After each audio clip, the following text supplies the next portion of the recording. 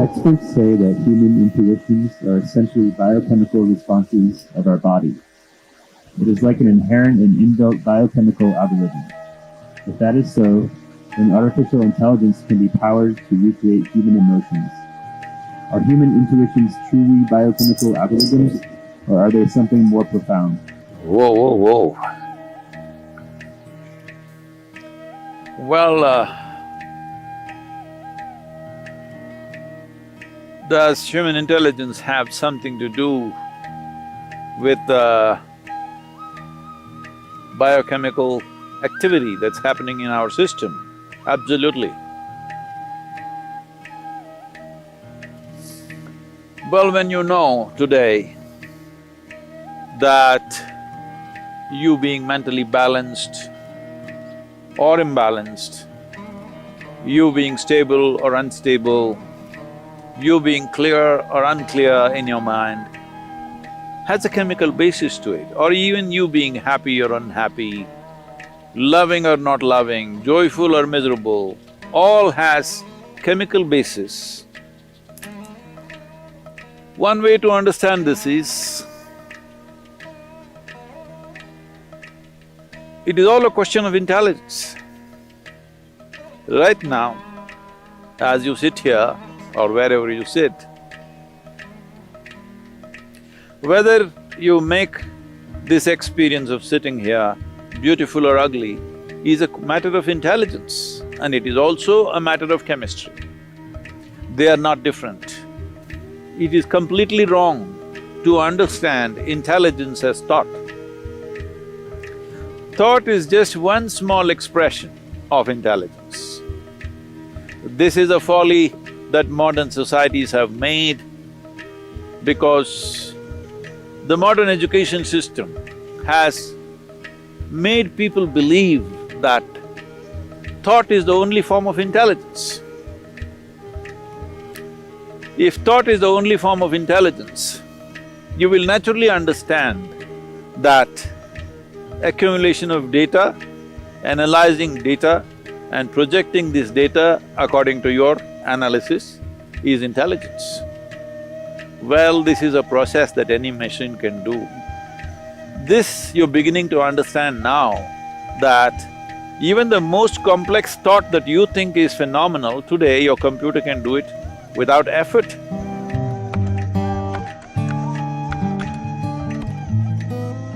Do you see a simple calculator can do more mathematics than your teacher can do?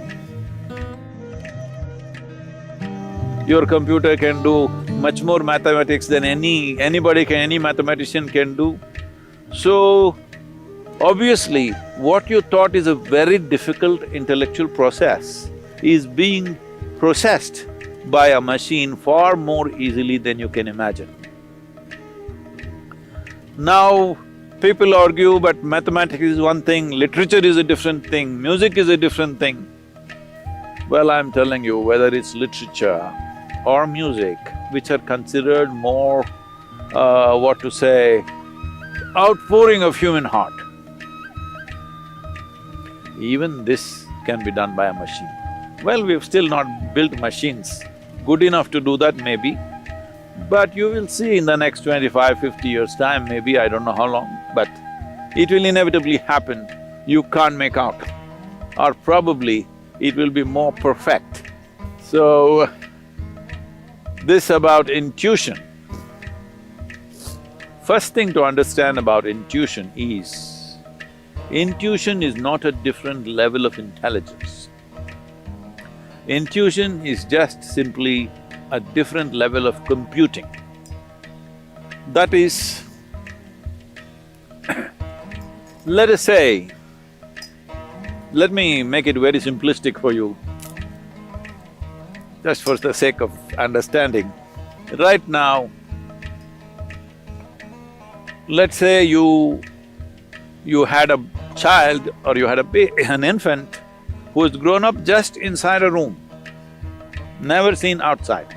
Suddenly you bring him out and show him this tree. You know what he's doing? He's gathering data, color, form, the way it moves, the way it is. He's just taking up data through his sense organs. Let him watch this tree for a few minutes. Let's say he has grown up after some time and you ask him to, let's say, depict a tree, most probably he will depict it nearly 90% right. But now the process of assimilating the tree in his mind is not logical. He is not saying the leaf is 5 centimeters by 7 centimeters, the color is this kind of green, which is a combination of that, that and that. No, there is no logical assimilation, it's intuitive, simply just like that. The picture comes to his mind. Because all the data is there, processed and jumps all the steps of 1, 2, 3, 4 and just gets there. So intuition is just that your computing is in such a way that you don't go through the logical process every time. So intuitive means your computing is skipping the logical steps and arriving at the answer, which is definitely a more sensible way to conduct your life. Is this just a biochemical algorithm? Well, I would say 100% yes. So, when we say biochemical algorithm, it is in a constant flux, you can set it the way you want. By genetics, by culture, by external influences, it's set one way. But if you're conscious, you can set it in another way. So is it just biochemical algorithms? When you say it is just, you are thinking that, am I just a mechanical process? Well, there is a mechanism. The question is whether this mechanism is conducted consciously or not. Right now, there is an intellect, there is an intuitive dimension, and there are deeper levels of intelligence, which is the basis of the making of the creation itself, the very source of creation. That intelligence is also embedded within you. The question is only at what level of access are you? Hey, everybody has an arm like this, all right? Now, can everybody use their arm the same way? No. Different people use it different ways. Somebody is a ball player, he uses it one way. Somebody is a writer, he uses it another way. Somebody is an artist, he uses it another way. Somebody is a yogi, he uses it another way because you have figured out certain aspects of life, somebody else has figured out another aspect of life. Depending upon how you apply yourself, accordingly, your biochemical algorithm is constantly changing. It is not a set process. Well, there are certain settings, because otherwise you won't have a starting place. Like I already said, genetics, cultural influences, samskriti, that is generations of learning that's happened within you. All these things put together, there is a certain algorithm, but it is not set, it is fluid. You can change it every moment of your life. So your intuition, what kind of intuition do you have? People are just doing guesswork all the time and thinking it's intuition. No. If you want to develop intuition, first thing is, you must learn how to simply sit here, fully alert and not thinking about anything. Somebody was asking me, Sadhguru, when you're riding, what are you thinking about? Why the hell am I thinking about anything? I'm just riding. That's why I'm still alive because the kind of risks that I've taken on 2 wheels, I'm still alive because I don't think a damn thing. If you know how to simply sit here, alert but unthinking, oh, how is that possible? I'm asking, how is it possible for you to think when so much is happening out here? If you pay attention, you will not think. So the most important aspect of life is your attention, not your thoughts. This is what a child who saw the tree for the first time did. Attention. If your attention is on all the time, without any kind of judgments about what is this, what is that, simply attention, not thought, just attention, you will naturally become intuitive. Human attention can open up any door in the universe, but the attention should become free from judgmental process. That means, from the limited data that you've gathered, you should not go on judging everything around you. Because even if you think you know everything, the data that you have gathered is very, very limited. If you observe this tree for one whole year, the entire process of it dropping leaves and putting back new leaves and everything, still I'm telling you, you do not even know a small percentage of what the tree is. If you want to understand the biochemical algorithm of that tree, we do not know how long it will take for you to grasp that. So this is a much, much more complex mechanism than the tree. So definitely this, if you spend a lifetime paying attention to this, still what you know is very little.